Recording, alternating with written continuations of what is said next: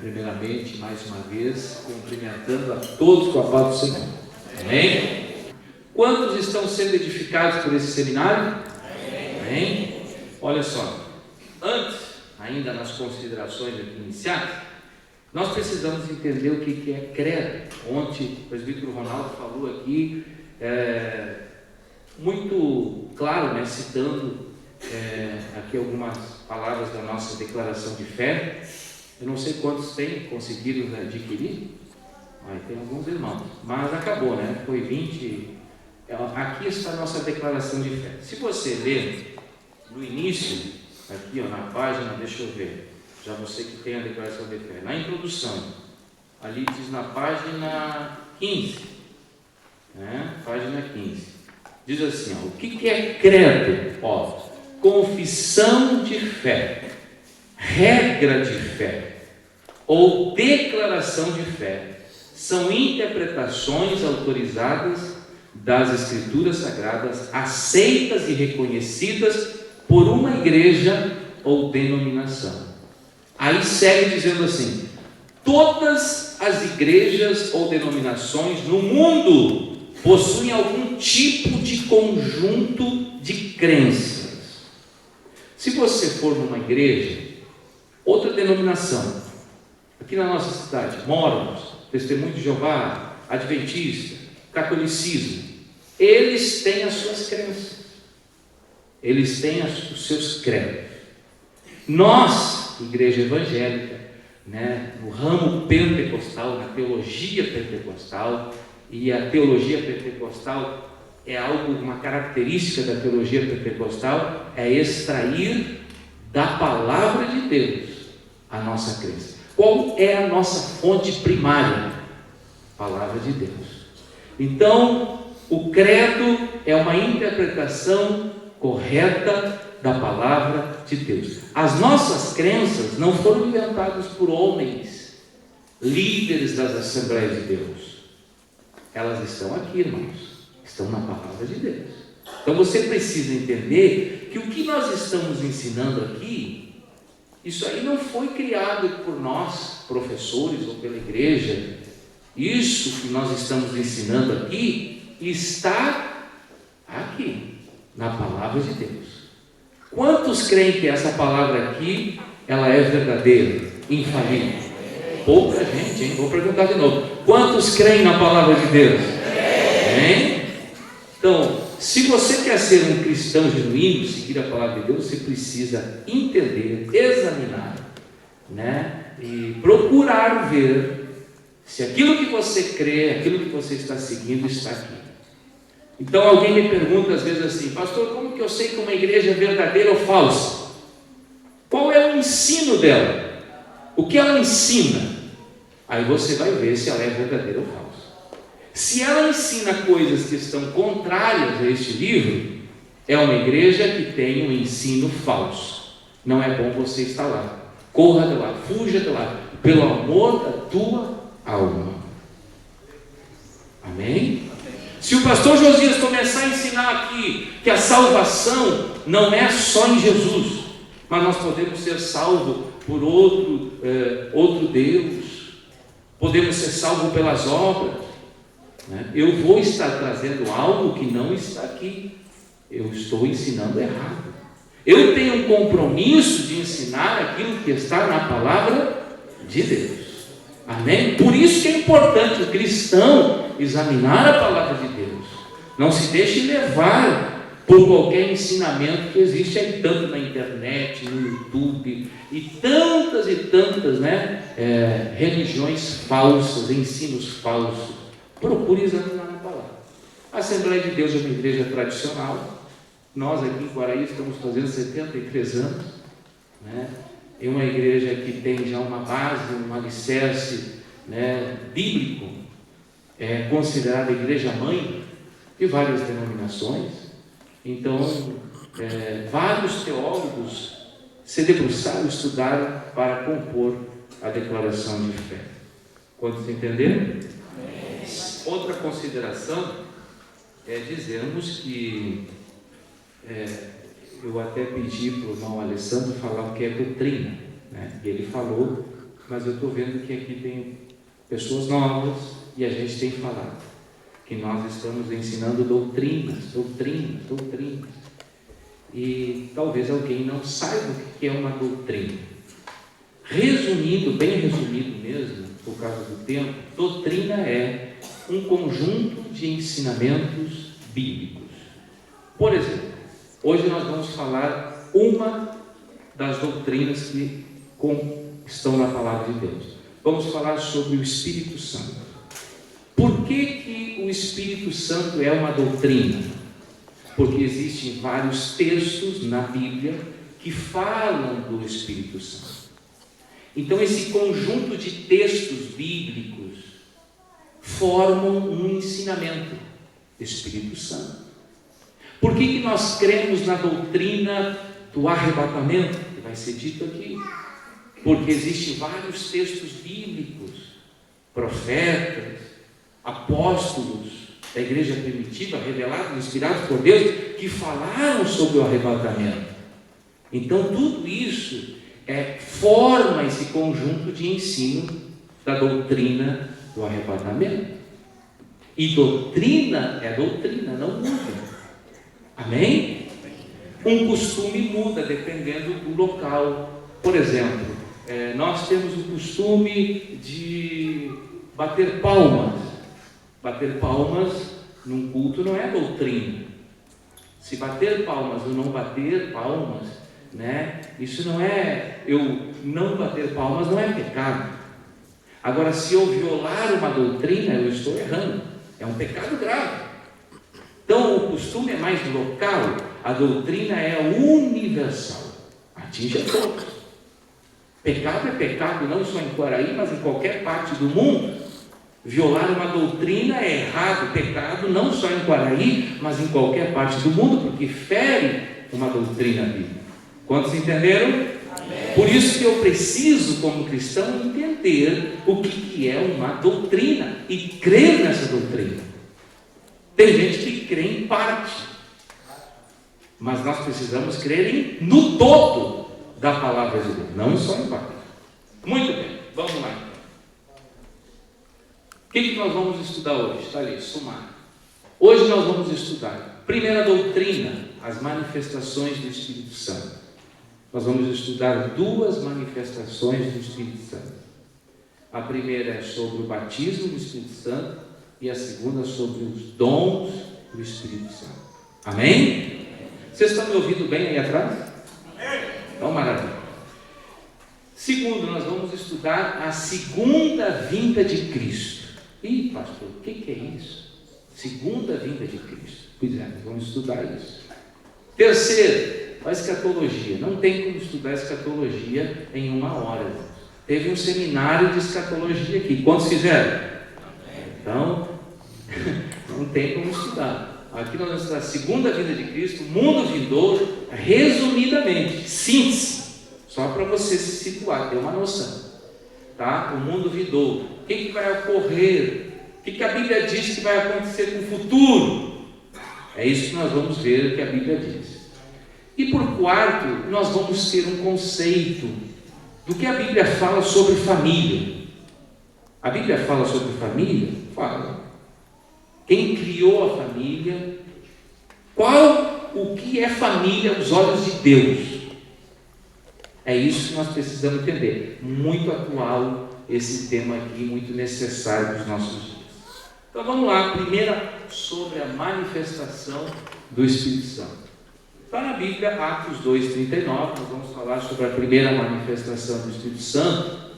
A manifestação do Espírito Santo, Deus se revela através da Bíblia, ao longo da história.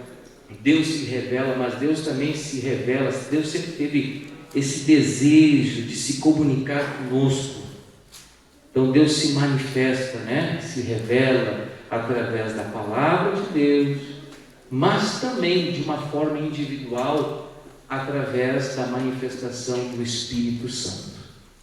Seja ela com batismo no Espírito Santo, com dons espirituais, e nós vamos conversar um pouquinho sobre isso, tá? Vocês viram que ao longo dos estudos, aqui, terça, quarta e quinta, foi seguindo uma cronologia.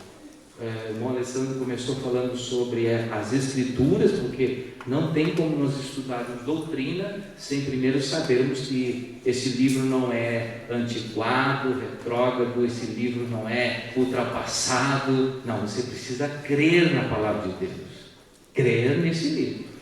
Amém?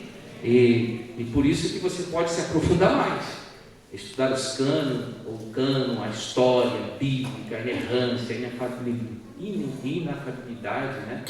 Infalível, palavra de Deus, enfim, se aprofundar muito mais. Depois foi estudar sobre Deus, sobre Trindade, sobre Jesus, sobre Espírito Santo. Ontem aqui o irmão Ronaldo, pecado original, a queda. Houve uma ruptura do nosso relacionamento com Deus no Éden, e esse pecado original atingiu a toda a raça humana.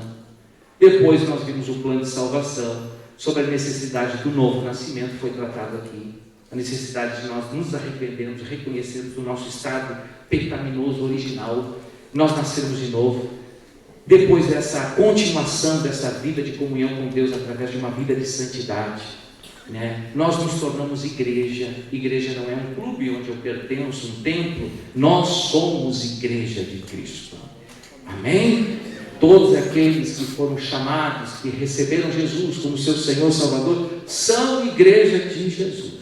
Nós somos chamados a noiva do Cordeiro. Quantos estão aguardando esse dia? Bom, e aí vamos falar agora sobre o Espírito Santo. Atos 2:39 diz assim: porque a promessa, qual promessa? Vos diz respeito a vós, vossos filhos e a todos que estão longe. Pedro está citando o profeta Joel aqui. A tantos quantos Deus nosso Senhor chamar. Por que é importante estudarmos sobre o batismo no Espírito Santo? E o que é batismo? Antes de falar sobre batismo no Espírito Santo, eu preciso entender o que é batismo. A palavra batismo, ela é um termo grego que significa mergulhar, imergir. Isso é batismo. Mas tem a ideia de passar de um estado para o outro, de um estado em que eu me encontrava, eu passo por um batismo para viver uma outra realidade.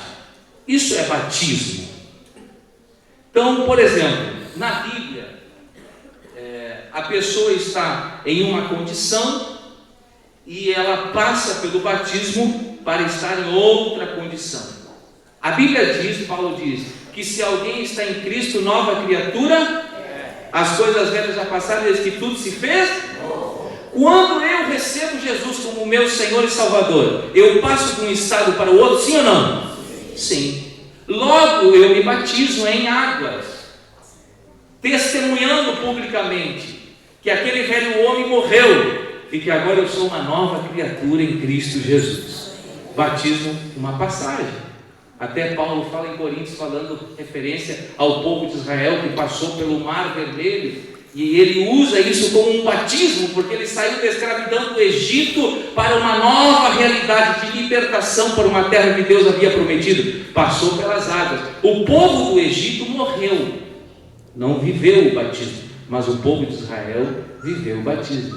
Só para vocês terem ideia que batismo tem essa ideia de passar de uma condição para outra realidade.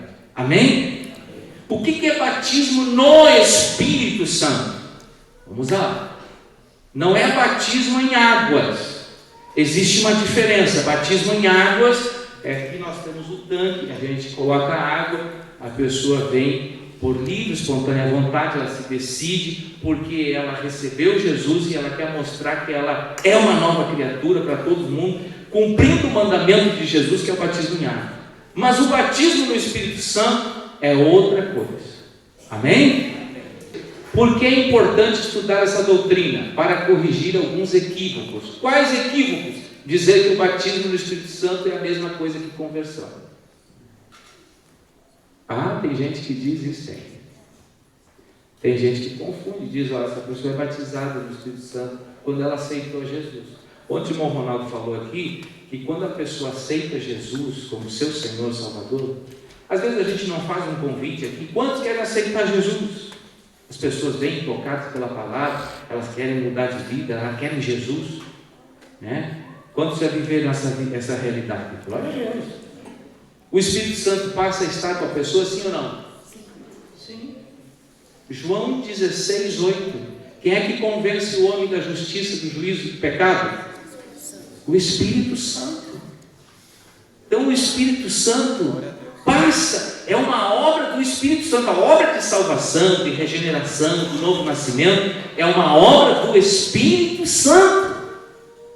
Então todos que recebem Jesus como seu Senhor, eles recebem o Espírito Santo. Quantos têm o Espírito Santo aí? E isso é batismo no Espírito Santo? Sim ou não? Não. Não é. E o que é batismo? Vamos lá. Então nós vamos discernir isso. Eu pensei que fosse. Não é. Então, outro equívoco. O batismo no Espírito Santo foi uma experiência única vivida na igreja primitiva. Hoje não existe mais esse negócio de falar em línguas, dons espirituais. Isso daí, os cessacionistas, né? Aqueles que dizem que essas manifestações espirituais cessaram. São cristãos, são crentes, creem na Bíblia, mas não acreditam na manifestação do Espírito, no falar em línguas, nos dons espirituais. Não acreditam, são cessacionistas. Nós não somos cessacionistas. Nós cremos que isso começou na igreja primitiva e ainda hoje Jesus está batizando no Espírito Santo, curando, libertando, fazendo grandes obras em nosso meio. Quanto sente a presença dele aqui? Terceiro, dizer que foi um período transicional da igreja. Não foi. O Espírito Santo atua hoje. Quarto, dizer que o batismo no Espírito Santo é para todos. Como é que é? Pastor, o Espírito Santo é para todos? Ele quer, olha só, a Bíblia diz que Deus quer salvar a todos. Sim ou não? Sim. Nós já aprendemos que o Espírito Santo passa a atuar na vida de uma pessoa, fazendo com que ela se convença do seu estado e ela se arrependa, reconhecendo Jesus como seu Salvador. Amém? Agora, o batismo no Espírito Santo, que nós vamos ver que é um revestimento, é para todos, sim ou não? O batismo é para todos? Não. Então Jesus não batiza todos com o Espírito Santo? Não. Ele tem filhos prediletos? Também não. João 14,16 fala ali, e eu rogarei ao Pai e Ele vos dará outro Consolador para que... Não, João 14, convosco para sempre. 15. E o Espírito da verdade, olha só o que diz: o Espírito da verdade que o mundo não pode receber. Por quê? Porque não o vê nem o. Então o Espírito Santo, o batismo do Espírito Santo é só para quem conhece a Jesus, quem recebeu Jesus como Senhor e Salvador. Deixa eu perguntar, que a aula nos move para isso e até para você dar uma mexida aí, para você não dormir. Quantos receberam Jesus como seu Senhor e Salvador? Meu Deus, só meia dúzia. Quantos receberam Jesus como seu Senhor e Salvador? Então o Espírito Santo é para você. O batismo no Espírito Santo é para você. Você tem buscado o batismo no Espírito Santo? Meu Deus, que coisa extraordinária receber o batismo no Espírito Santo. Nós vamos ver para aqui qual é o propósito. Então a evidência do batismo no Espírito Santo não é falar em língua estranha, é um equívoco. Qual é a evidência que eu sei que eu sou batizado no Espírito Santo? Qual é? Qual é a evidência física, visível, que eu sei que uma pessoa é batizada no Espírito Santo? Uma evidência inicial é o falar em línguas estranhas ou outras línguas. 6. Dizer que eu posso usar os dons do Espírito sem ser batizado. Eu posso usar os dons de poder, de revelação, discernimento, profecia, palavra de conhecimento, palavra de sabedoria, dons de milagres, dons de maravilha, dons de cura. Eu posso ser usado com esses dons sem receber o batismo no Espírito Santo? Não. Eu preciso receber o batismo no Espírito Santo para que Deus me use com esses dons. E para que Deus vai me usar com dons espirituais? Para eu me esnobar? Eu dizer, eu tenho dom de revelação. Às vezes tem uns crentes assim, né? Cuidado comigo, eu sou um raio-x. Aqui o nome, dizer que pode ser batizado e falar em línguas no coração. Há um grupo que dizem que posso ser batizado em línguas, ou ser batizado no Espírito Santo e com fogo, que é a mesma coisa, mas no interior. Tem gente que diz, eu sonhei que eu estava sendo batizado. Fui batizado, pastor? Não. Porque o batismo no Espírito Santo, ele é reconhecível, visível e audível. Jesus disse, falarão novas línguas. Ele é visível. Não existe isso interno, é externo, exteriorizado, tá? Bom, aí deixamos o 10 para a parte final. Vamos em frente, o horário. Meu Jesus, desse horário, segura essa hora aí, Jesus. Eu estou na primeira doutrina. Pode passar aqui. Tá. Descida do Espírito Santo. Quando ocorreu? O Espírito Santo veio de fato residir, embora ele sendo onipresente, ele já estava conosco, mas ele veio residir em nós. O dia de Pentecostes, Atos 2. Tá? Essa experiência do Pentecostes, ali diz que é um texto, Mateus 3:11, consegue colocar? Mateus 3:11, é um texto que fala sobre o batismo do Espírito Santo. E eu, em verdade, vos batizo com água para arrependimento. Quem está falando aí? João Batista. Olha o que João Batista diz. Eu vos batizo com água. E João Batista, o João que batizava, né? Batizava com água. E ele diz, eu batizo com água. O batismo do arrependimento. Aquele batismo que as pessoas dizem, eu recebo Jesus. Então tá, se tu recebeu Jesus, vamos te batizar em águas. Você batiza em águas. João Batista está dizendo isso. Olha, eu batizo em águas. Mas aquele que vem após mim, quem é esse? Jesus. Ele é mais poderoso do que eu, cujas sandálias eu não sou digno de levar. Ele vos batizará com o Espírito Santo e com fogo. Quem é que batiza com o Espírito Santo e com fogo? Jesus. Você crê que Jesus pode batizar com o Espírito Santo? Você crê que Jesus está batizando com o Espírito Santo ainda hoje? Então essa doutrina é uma verdade na sua vida. Amém? Então, essa experiência do Pentecostes, há uma confusão sobre, pastor, o que é certo? É batismo no, ou batismo com, ou batismo pelo? Gramaticalmente não há muita diferença. No, com. Alguns teólogos fazem essa diferenciação porque mudam o agente batizador. Por exemplo, quem batiza o homem no corpo de Cristo é aquele batismo chamado novo nascimento, vamos supor assim, sem confundir. O novo nascimento, quem batiza é o Espírito Santo. Ele é o agente batizador. Pega a pessoa e batiza no corpo de Cristo, que é o novo nascimento. A pessoa passa a fazer parte do corpo de Cristo. Que é o novo nascimento que nós falamos, regeneração, é o batismo do arrependimento. Depois tem o batismo em águas. Amém? Mas batismo no Espírito Santo, o agente batizador, ali João Batista recém falou de Jesus. Ele batiza, ele pega o crente e batiza mergulha no Espírito Santo. Esse é o batismo. Essa é a diferença do no pelo. Nós usamos mais batismo no Espírito Santo. Nós somos batizados no Espírito Santo. Amém? Não pelo Espírito Santo, porque o agente batizador é Jesus. Se fosse pelo Espírito Santo, o agente batizador seria o Espírito Santo. Mas o batismo no Espírito Santo, O agente batizador é Jesus. Quantos entenderam isso aqui? Não confunda, pelo amor de Deus. Sinais sobrenaturais. No Pentecostes ocorreram 3.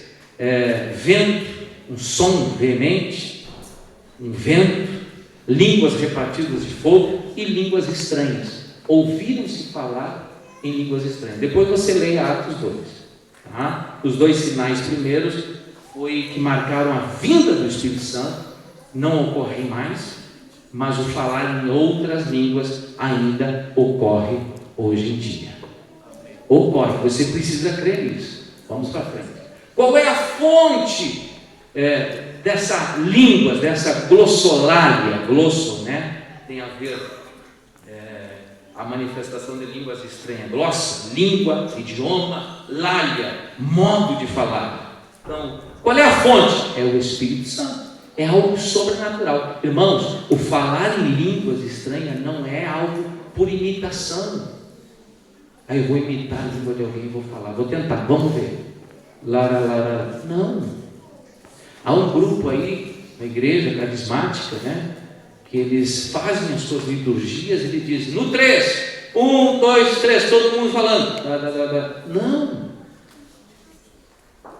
O falar em línguas estranhas é algo sobrenatural. É quando a pessoa é cheia do Espírito Santo, começa a queimar aqui dentro e de repente sai uma jarrada, como é?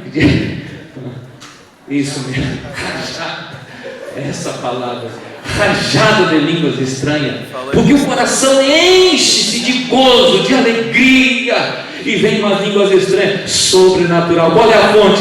É a presença do Espírito Santo de Deus. A gente fala quando a gente é cheio do Espírito Santo. Olha o que diz Atos 2:4.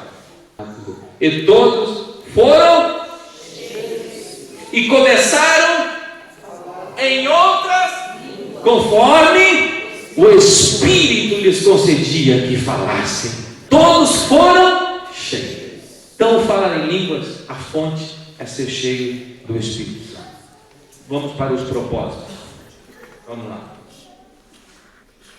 O batismo no Espírito Santo não é sinônimo de salvação. Nós já vimos isso, né? Definição e propósito. Para nós encerrar essa doutrina, sendo bem breve e específico. O batismo no Espírito Santo não é sinônimo de salvação. Todos entenderam isso aqui? Qual é o propósito? O batismo no Espírito Santo é o recebimento de poder espiritual. Poder espiritual para realizar obras da expansão do Evangelho em todo o mundo. Ali está a referência, Lucas 24:46 e Atos 1:8. E recebereis poder ao descer sobre vós o Espírito Santo, e sereis testemunha, tanto em Jerusalém, Samaria, Judéia e até os confins da terra. Então, existe um propósito porque eu recebo o batismo no Espírito Santo. Por que Deus quer que você receba o batismo do Espírito Santo? Você precisa entender que o batismo no Espírito Santo é um revestimento. Diga comigo, revestimento. Olha só, eu estou vestido, sim ou não? Sim. Eu estou vestido. Nós estávamos na condição pecadora, nus. Mas Cristo na cruz, Ele nos vestiu com vestes de justiça. Ele cobriu a nossa vergonha. Ele nos vestiu. Se eu estou vestido, agora eu vou me revestir. Então agora eu me revesti. Olha, fiquei mais protegido. Revestido. O batismo no Espírito Santo não é um vestido. Nós somos vestidos quando recebemos Jesus como Senhor e Salvador. Tem crentes que param aí, ficam na sua vida espiritual até aí, vestidos, salvos. Só que para eu desempenhar uma missão na obra, que missão? Ser testemunha de Cristo. Você acha que Jesus vai te chamar para você ficar sentado no templo tomando chimarrão? Não, claro, não hoje, né? Não pode tomar tranquilo. Você acha que Jesus vai nos chamar para nós ficar aqui olhando um para o outro assim? Você sabe quantas almas estão perecendo lá fora? Você sabe quantas famílias estão escravizadas, acorrentadas por vícios? Você sabe quantas pessoas estão deprimidas? Você sabe quantas pessoas estão num leito de hospital, numa cama, esperando uma palavra, uma oração de alguém? Quem que vai lá? O anjo? Os anjos? Não. Essa missão é nossa. Pregar o Evangelho é para nós. Ser testemunha é para nós.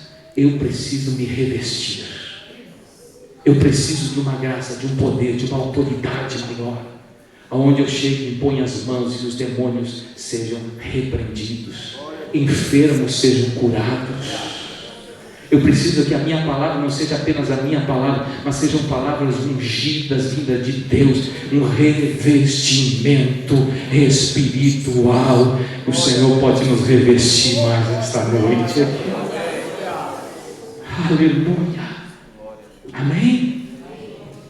Vamos lá. Dons espirituais. A mesma coisa. Para que servem os dons? São manifestações do poder de Deus que nos capacitam a continuar a missão de Cristo.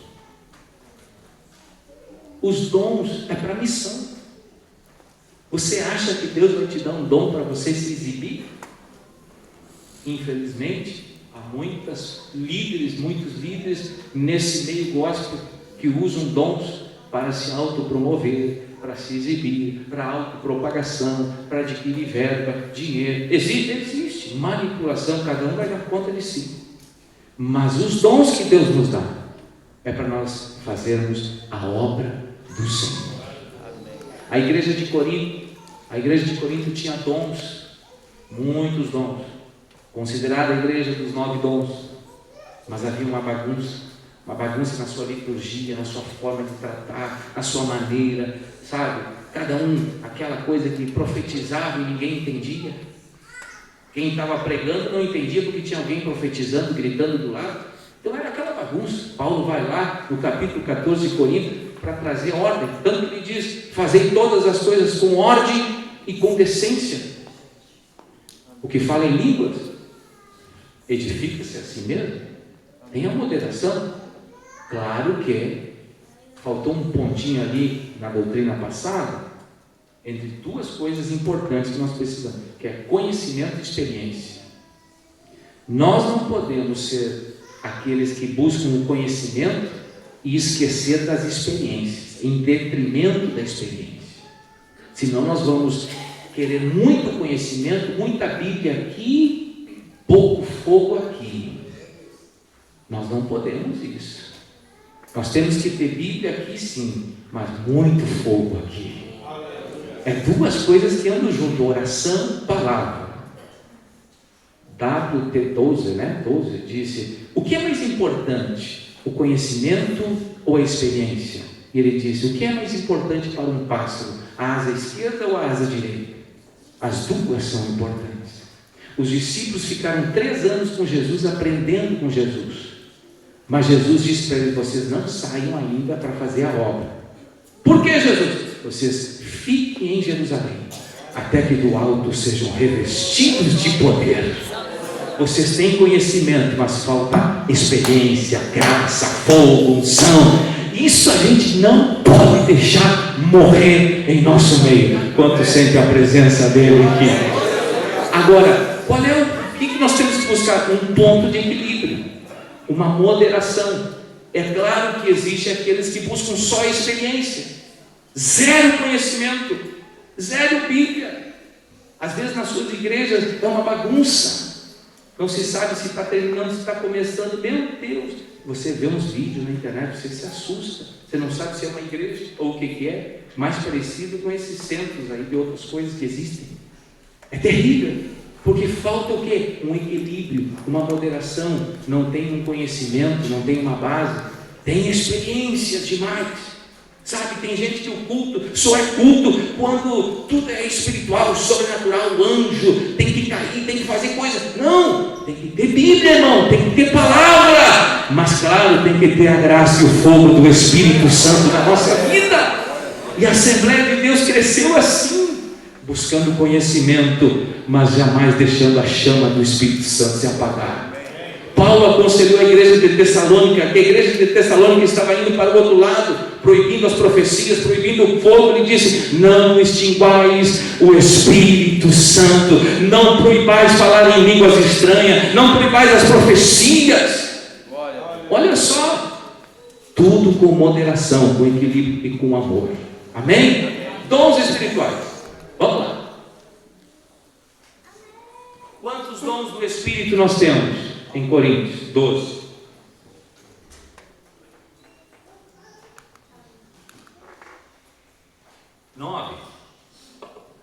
Aqueles que dizem que existem outros dons, sim, pode até existir, mas 9 dons do Espírito. Existem outros dons, né? Existem os dons ministeriais de Efésios, dados por Cristo à igreja: apóstolo, profeta, evangelista, pastor, mestre, apóstolo, aquele que está por cima, né, de todos. O profeta, aquele que indica, o que chega na frente, o evangelista. O pastor que tem aliança com a igreja. E o minguinho aqui é o mestre. Ele tira as sujeiras que os outros não tiram. Ele tira as heresias que os outros não. Ele entra, aquela sujeirinha do ouvido, só o minguinho tira. É o mestre. Isso é bom para a igreja. A igreja, ela anda com 5 ministérios, mas existem os 9 dons do Espírito. 9 dons do Espírito, dividido em 3 classes.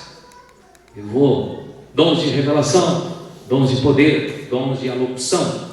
Quais seriam os dons de revelação? Esses dons do Espírito Santo foram dados com qual finalidade? Para a igreja, para a edificação da igreja. Quais seriam os dons de revelação? Vamos lá: palavra de sabedoria, palavra do conhecimento, discernimento de Espírito. É isso? Vamos repetir comigo? 1, 2, 3. Palavra da sabedoria, palavra do conhecimento e discernimento. Esses são os dons de revelação. O que seria uma palavra de sabedoria? É quando uma pessoa é usada por esse dom maravilhoso para encaminhar, apontar, dar à luz, resolver um problema difícil. Naquela passagem de Jesus com a mulher samaritana no poço de Jacó, em João 4, ali é usado esses dons, talvez até o de profecia. É usado o dom de sabedoria, porque Jesus disse para aquela mulher ali: olha, se você beber da água que eu te der, você nunca mais terá sede. Apontou um caminho. Jesus usou a palavra do conhecimento.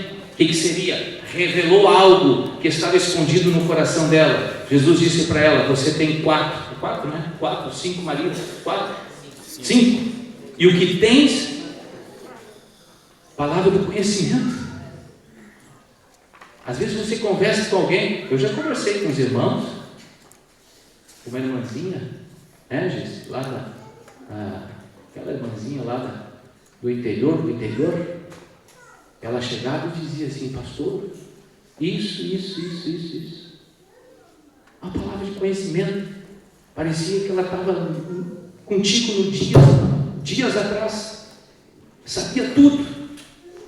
Muito confuso com profecia, porque a profecia ali não é aquela profecia dos profetas do Antigo Testamento. O cânon se fechou. Não há profecia que diga. Às vezes aparece alguns dizendo assim: olha, eu sei que eu tive uma revelação, Jesus vai voltar no ano 2050. Não pode a profecia contrariar a palavra de Deus. O cânon está fechado. Nós aprendemos aqui na primeira aula. Então as profecias hoje, elas devem ser examinadas com a palavra de Deus. Elas servem para exortar, consolar e edificar. Essas são as finalidades da profecia. Dons de poder. O dom de discernimento do Espírito lá na revelação é para você saber qual é a fonte. É diabólica? É emoção? Ou é humana? Eu me lembro na cidade de Alegrete, que eu era jovem, e tinha uma moça que sempre nos cultos ela se perturbava, não sei, ela dava uns gritos, e na hora do fogo, e aquilo ficava, e alguns diziam: é de Deus? É emoção? O que é isso? E aí, cadê o dom de discernimento? Qual é a fonte? Descubra a fonte. Não é que oraram, repreenderam, e era um demônio. ela se revoltava. Era um espírito muito importante. Além, claro, esse dom aqui, podia falar 1 hora só sobre ele. Muito bom. Poder, maravilhas. O que mais? Cura. São os dons de poder, né? Fé. Tema de casa, não dá tempo agora. Na página 174, leia, porque a declaração de fé fala, a declaração aqui de fé fala sobre fé. Fala sobre a fé salvífica, de Efésios 2. Nós temos essa fé para ser salvos. Fala sobre a fé como fruto do Espírito, Gálatas 5. E esta fé aqui é uma fé sobrenatural. É uma fé como dom. E aí temos os dons de alocução, que são línguas, interpretação e profecia. A línguas é a mesma que recebe lá em Atos 2. É mesmo quando uma pessoa é batizada no Espírito, ela fala em outras línguas. Mas existe uma língua como dom. É quando Deus usa uma pessoa com uma mensagem profética, ou para a igreja, ou para o indivíduo, em línguas estranhas. Esse dom é usado em comum ou em paralelo ao dom de interpretação de línguas. Por isso que Paulo fala lá em Coríntios: se alguém falar em línguas e não houver quem interprete, haja moderação. Imagine se todos ficarem profetizando em língua, ninguém vai entender ninguém. Agora, se houver interpretação, tem o dom de interpretação de línguas estranhas. E tem o dom de profecia que nós falamos. Amém? Amém. Terceira doutrina, vamos embora. Segunda vinda de Cristo. Quantos estão entendendo até aqui? Digo amém. Amém. Quantos estão cansados? Glória a Deus. Olha só, falamos sobre as manifestações do Espírito Santo. É lindo estudar sobre o Espírito Santo. Busque o batismo do Espírito Santo, irmão.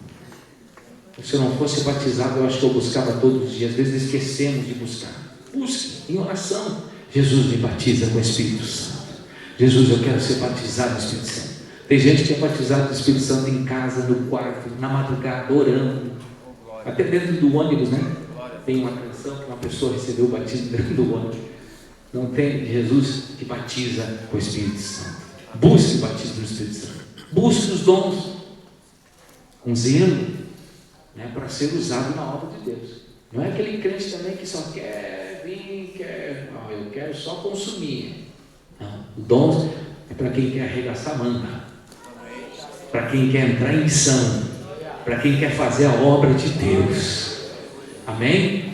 E olha aí que tem uns aí que Deus deu o dom, está enterrando, hein? Deus está te chamando nessa noite.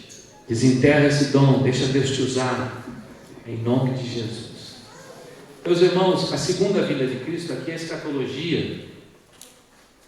A segunda vinda de Cristo é um acontecimento que dentro da segunda vinda de Cristo ocorrem alguns eventos.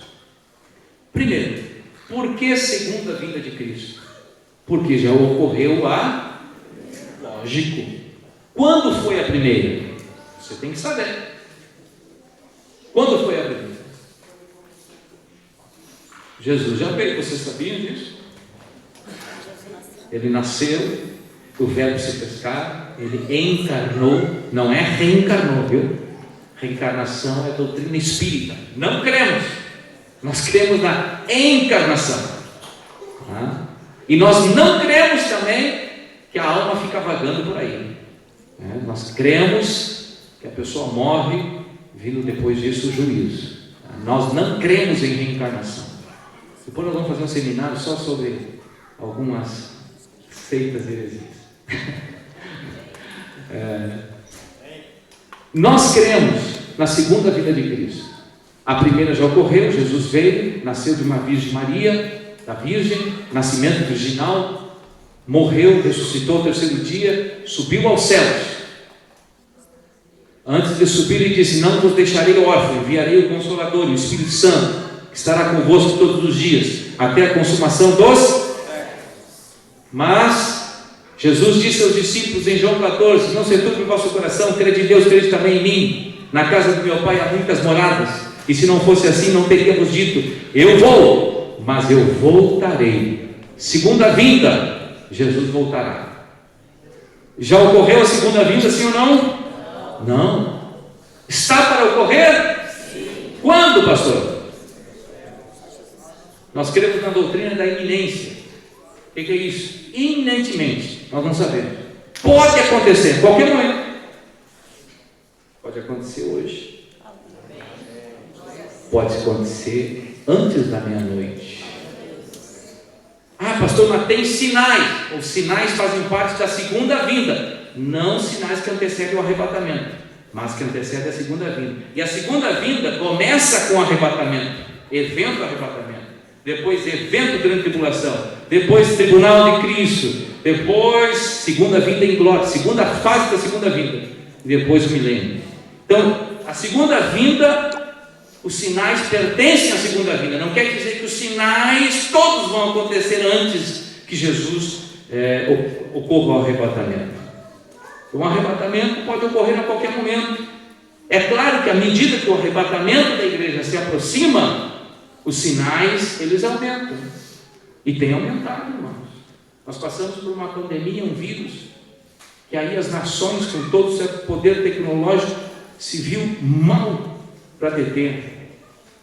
E pode estar surgindo coisas ainda mais terríveis. Terremoto, peste, doença, nações contra nações. Nós estamos aí com uma iminência de uma guerra, terceira guerra mundial. Se o Putin não se acalmar, né, está ameaçando com bombas nucleares. Você sabe uma bomba nuclear? Assisti esse filme do alemão que criou a primeira bomba nuclear lá. Terrível. Podia explodir o planeta. Foi dado o homem, criou-se, evoluiu para destruir as coisas. Tudo isso aponta para a segunda vinda de Cristo. Então vamos lá. Agora eu vou ter que pegar aqui. Eu vou explicar rapidinho que o horário eu agora me lembrei aqui, porque no curso de teologia eu usei esse exemplo aqui. O tapete vermelho. Nós estamos aqui. A segunda vinda de Cristo acontece com o arrebatamento da igreja, que é o rapto, a parousia. Então acontece o arrebatamento da igreja. Será um evento, os textos estão aí, um piscar de olhos, um abrir e fechar de olhos, né? Um piscar, algo repentino. A igreja vai desaparecer, o mundo vai sentir os efeitos. Mas nesse arrebatamento, no início, essa segunda vinda de Cristo tem duas fases. Essa segunda vinda de Cristo tem duas fases. A primeira fase é o arrebatamento, a vinda de Jesus nos ares. Ninguém verá, nenhum olho verá. Jesus vai buscar a igreja nos ares, o casamento da igreja com o Cordeiro. Sabe o que vai acontecer logo depois? Eu não sei se está em ordem, mas a grande tribulação. Eu uso essa plataforma aqui para dizer que nós, logo que Jesus vier buscar a igreja no arrebatamento, nós, claro que falando aqui resumidamente, estaremos no tribunal de Cristo primeiro, né? É isso, tribunal de Cristo, depois as bodas, né? Essa sequência, né? Me ajudem aí, professor. Tribunal de Cristo. Tribunal de Cristo. Quem vai ser julgado no tribunal de Cristo? Coloca a tua mãozinha assim, irmão. É você, a tua mão. Jesus vai olhar e vai ver. Vamos ver se as tuas obras são ouro, prata, pedra preciosa, madeira, feno, palha. Aí você vai estar lá, mas Jesus, eu ajudei tanta gente. Não é que lá no tribunal de Cristo, depois do arrebatamento, você poderá perder a salvação. Você não perde a salvação. Lá é para você receber galardões, recompensas. Mas lá tuas obras vão passar pelo fogo. Aí vai ter aqueles que dizem, mas eu fiz tanto. Pois é, mas você fez para se vangloriar, puxando para o lado humano. Por isso que a madeira fala com isso, com humanismo. Tem aqueles, né, que fizeram para si. Embora que sejam salvos, passarão uma vergonha, achou? Mas tem aquela irmãzinha que ninguém via, mas orava pelos missionários, clamava de noite. Lá vai ser recompensada no tribunal de Cristo.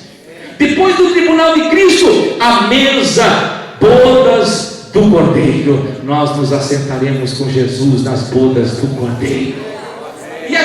embaixo, pastor, na terra. Na terra, a igreja vai ser arrebatada. E aqui as pessoas vão continuar. 7 anos. 7 anos de tormento dividido em 2 fases. 3 anos e meio, 3 anos e meio. No meio se levantará um anticristo, um homem poliglota, um homem que ajuntará as nações. Enfim, isso aqui não tem pano para manga, né? Só que aqui no final da grande tribulação, aqui as taças vão ser derramadas, os selos vão ser abertos, vai acontecer coisas terríveis na terra. Por isso que eu digo, vale a pena ser fiel? Você crê na palavra de Deus? Irmãos, tantas profecias já se cumpriram, será que essas não vão se cumprir? Você vai pagar para ver? Tantas profecias se cumpriram. Passará os céus e a terra, mas a minha palavra não passará. Aleluia, vale a pena ser fiel. No final aqui Jesus descerá, porque depois, aqui nós em cima, né? Passamos pelo tribunal de Cristo, bodas do Cordeiro, a terra vai passar pela grande tribulação, e aqui Jesus desce com a igreja, a glória dos anjos, a glória da igreja, lá no Monte das Oliveiras, guerreando a favor de Israel. Lá sim todo o olho verá. Todo o olho verá. Aqui os judeus vão reconhecer, ele é o Messias. Na sua coxa vai estar dito Rei dos reis e Senhor dos senhores. E a igreja, nós com o corpo glorificado para o arrebatamento, nós não vamos subir com esse corpo. Os mortos ressuscitarão primeiro, se encontrarão com Jesus. Os mortos que morreram em Cristo, os mortos que morreram em Cristo ressuscitarão primeiro. Você deve conhecer parentes, amigos que morreram com a sua fé, guardaram a sua fé. Eles ressuscitarão primeiro, e nós seremos arrebatados.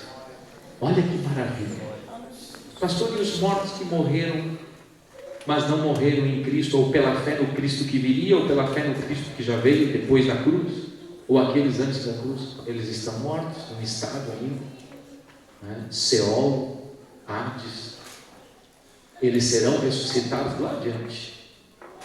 Lá adiante, vamos lá adiante então, grande tribulação, aqui começa o milênio, 1000 anos de paz, Cristo vai reinar, aqui ainda haverá pessoas, só que aqui não haverá mais morte, o pecado vai ser, não haverá mais destruição, os animais ferozes andarão juntos, como diz o profeta, o leão com o cordeirinho. 1000 anos de paz. Satanás será preso por 1000 anos. Tudo que ocorre, os males hoje na vida, no mundo, é porque Satanás está solto, mas aqui ele será preso. No final de 1000 anos ele será solto. Ele será solto no final de 1000 anos. Aí nós estamos falando já lá do milênio. Vamos ver se nós chegamos lá. Mundo vindouro. Olha aí, mundo vindouro, milênio. E aqui sim a ressurreição dos mortos. Uma já ocorreu lá. Agora aqueles mortos que morreram sem Cristo, não salvos, vão chegar diante do juízo final. O juízo final, onde vão ser abertos os livros. Tudo está escrito em livros nos céus. Quem vai ser julgado no juízo final? No grande trono branco do juízo final. Não é o tribunal de Cristo, a igreja já passou pelo tribunal de Cristo. Mas lá no juízo final, a igreja não vai passar. Quem vai passar lá? São aqueles que não estão no livro da vida. Por isso que nós precisamos ver, será que meu nome está no livro da vida? Porque se meu nome estiver no livro da vida, eu não passo no trono branco. Sabe quem vai estar lá? Homens, pessoas que vão ser julgadas. Talvez, a gente não sabe, né? Mas o Hitler esteja lá. Vai se encontrar. E depois eles serão lançados, aqueles que são julgados, porque eles já estão condenados, no lago de fogo. E aí vai acontecer a morte da morte. Será lançado a morte, porque o lago de fogo foi preparado para os anjos o diabo e seus demônios, não é para a igreja, não é para as pessoas, era para o diabo e seus demônios.